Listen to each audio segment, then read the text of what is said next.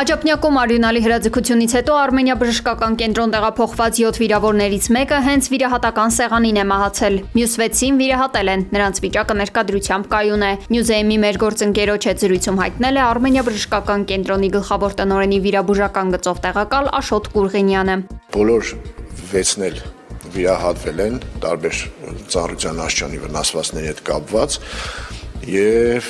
այսօր իրենց հեմոդինամիկ ցուցանիշները լրիվ կայուն են, նույնիսկ ենթակա են տարբեր բաժանումների տեղափոխմանը։ 3 բժշկական կենտրոնի տարածքում ուժայինները բերման են ենթարկել աջափնյակի իրազեկության մասնակիցներին դեպքից ժամեր անց քննչական կոմիտեի մամուլի խոսնակը հայտնել է, որ արդեն նախաձեռնվել է քրեական վարույթ սպանության փորձի եւ զենք զինամթերքի ապօրինի շրջանառության հոդվածներով։ Հրաձգությունը եղել է 3 փետրվարի 18-ին ժամը 16-ի սահմաններում Աջափնյակ վարչական շրջանի բնակելի շենքերի հարևանությամբ։ Նիկոլ Փաշինյանը աշխատանքային այցով ժամանել է ԱՄՆ։ Վարչապետը մասնակցելու է Վաշինգտոնում կայանալիք խաղաղության խորհրդի առաջին նիստին։ Ավելի վաղ ԱՄՆ նախագահ Դոնալդ Թրամփը նամակ էր ուղարկել վարչապետ Փաշինյանին առաջարկելով միանալ իր ստեղծած խաղաղության խորհրդին։ Դավոսում կայացած տնտեսական ֆորումի շրջանակներում 5 տասնյակից ավելի երկրների ղեկավարներ, այդ թվում Հայաստանի վարչապետը, ստորագրել էին խորհրդի կանոնադրությունը։ ԱՄՆ է ժամանել նաև Ադրբեջանի նախագահ Իլհամ Ալիևը։ Ինչպես է կոչվում այդ գումարը 4-5%։ Տաքսու վարորդները բողոքի ակցիա են իրականացրել, կառավարությունից պահանջելով վերանայել ոլորտի կարգավորումն ու պաշտպանել իրենց ոտնահարված իրավունքները։ Ակցիայի մասնակիցների պնդմամբ շուրջ 100,000 վարորդ այսօր մնացել է բախտի քմահաճույքին, քանի որ պետական ոչ մի կառույց չի զբաղվում նրանց խնդիրներով։ Ըստ Երևանի ավականում Այր Հայաստան խմբակցության անդամ Մեսրոպ Պեսրոպյանի, վարորդների հիմնական դժգոհությունն այն է, որ թեև իրենք պետտուրք են վճարում եւ ամսական 200,000 դրամից ավել ծախս են կատարում, սակայն պաշտոնապես չեն համարվում աշխատող։ Դերի պահանջը որ կա, ասում է ես վճարում եմ պետտուրք, համարվում եմ աշխատող պետության ներսում, 200,000 դրամից ավել էլ ես վաստակում եմ, բայց ես չեմ համարվում աշխատող։ Վաղը թոշակ չեմ ստանա։ Ես այսօր գնում եմ բանկ վարկ ստանալու, ասում է դու չես աշխատում, դու գործազուրկ ես օրինակի համար, բայց փաստացի ես մարդը գրանցված է, տուրք էլ վճարում է։ Այսինքն էսի պետության կողմից ռեկետ է, եթե ռեկետ չի պետություն, բա դու այս վարորդներին ինչ ես հետ տալիս։ Սրա դիմաց դու իրանց ինչ ես հետ տալիս։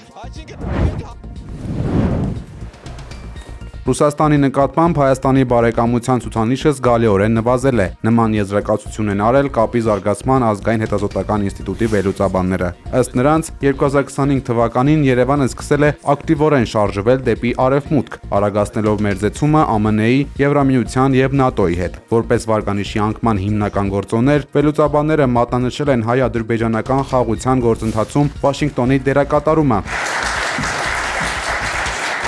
հայ-ամերիկյան համատեղ զորավարժությունները եւ վիզայի ռեժիմի ազատականացման քննարկումները։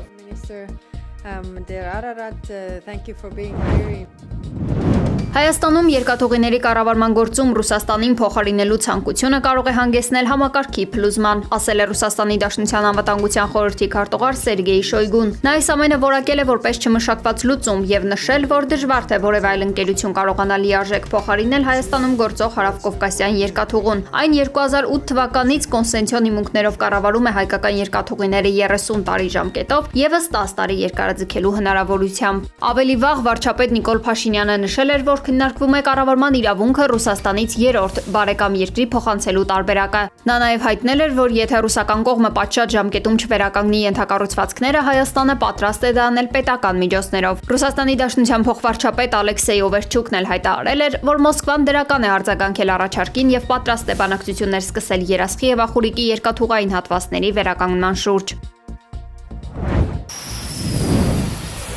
Միացյալ Նահանգների եւ Իրանի միջև լարվածությունը հասել է օրհասական կետի։ Ժնևում կայացած վերջին բանակցությունները միջուկային ծրագրի շուրջ ձախողվել են, ինչից հետո Վաշինգտոնը Թեհրանին տվել է ընդամենը 2 շաբաթ ժամանակ տարաձայնությունները վերացնելու գրավոր առաջարկներ ներկայացնելու համար։ Փորձագետները նշում են, որ եթե համաձայնության չկան կողմերը, ռազմական բախումը կլինի անխուսափելի։ ԱՄՆ-ն արդեն սկսել է ուժերի աննախադեպ կենտրոնացում Մերձավոր Արևելքում։ Գերմանիայի, Մեծ Բրիտանիայի եւ Իտալիայի ավիաբազաներից բազմաթիվ ինքնաթիռներ են ուղևորվել դեպի Հորդանան ու Պարսից ծոց։ Տարածաշրջանում տեղակայվել են ավիակիրներ, հարյուրավոր կործանիչներ, իսկ ամերիկյան զորքերի տեղակայումն ամբողջությամբ կավարտվի մինչև մարտի կեսերը։ The president had a very successful Ըստ որոշ տեղեկությունների Սպիտակ տունը պատրաստվում է Իրանին հարվածել արդեն այս շաբաթ։ Սպասվող գործողությունը կարող է վերածվել ամերիկա-իսրայելական լայնածավալ պատերազմի, որի նպատակը ոչ թե պարզապես գետային հարվածներն են, այլ Իրանի վարչակազմի տապալումը։ Իսրայելը պահանջել է հաշված օրերի ընթացքում հարվածել Իրանի միջուկային եւ ռազմական օբյեկտներին։ Սրան զուգահեռ ԱՄՆ պետքարտուղար Մարկո Ռուբիոն փետրվարի 28-ին կայցելի Իսրայել վարչապետ Նեթանյահուի հետ հանդիպման։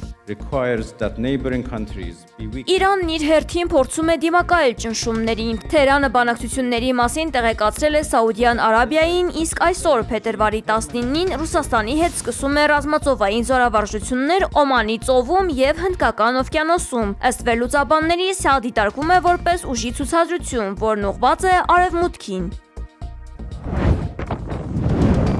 Մոսկվայում առատյան պատճառով շուրջ 140 չվերթ հետաձգվել եւ չեղարկվել է։ Միայն Շերեմետևո օդանավակայանում չեղարկվել է 53 թռիչք։ Քաղաքի ճանապարհներին խցանումներ են։ Սպասվում է, որ ձյան տեղումները դեռևս չեն դադարի։ Բնակիչներին խորհուրդ է տրվել սեփական մեքենաների փոխարեն օգտվել ավտոբուսներից ու մետրոյից։ Լենինգրադի մարզում խոցվել է 4-անոթաչու թռչող սարք, իսկ Տելեգրամյան էջում հայտնել է մարզի նահանգապետ Ալեքսանդր Դրոզդենկոն։ Հոբ համակարգի արագ արձագանքման շնորհիվ հաջողվել է կանխել անոթաչուների հարվածները մարզի վրա։ Դրոզդենկոն տեղի բնակիչներին զգուշացրել է կապի եւ ինտերնետի հնարավոր դանդաղեցման մասին։ Կալիֆոռնիայի լեռներում անհետ կորած դահուկորդներից 8-ը հայտնաբերվել են մահացած։ Խմբի անդամներից 6-ը փրկվել են ձյան շերտի տակ հայտնվելուց շուրջ 11 ժամ անց։ Ինչպես փոխանցել են ամերիկյան լրատվամիջոցները, արշավորդները բարձրանալիս են եղել լեռներ, երբ սկսվել է սաստիկ ձնաբուք։ 15 հոգուց բաղկացած արշավորդների խումբը մնացել է ձնահոսքի տակ։ Նրանցից մեկը դեռևս մնում է անհետ կորած։ Նևադա շրջանի շերիֆ Շաննան Մյունը հայտնել է, որ որոնողական աշխատանքները շարունակվում են, սակայն արշավորդին ողջ հայտնաբերելու շանսեր կարելի է ասել չկան։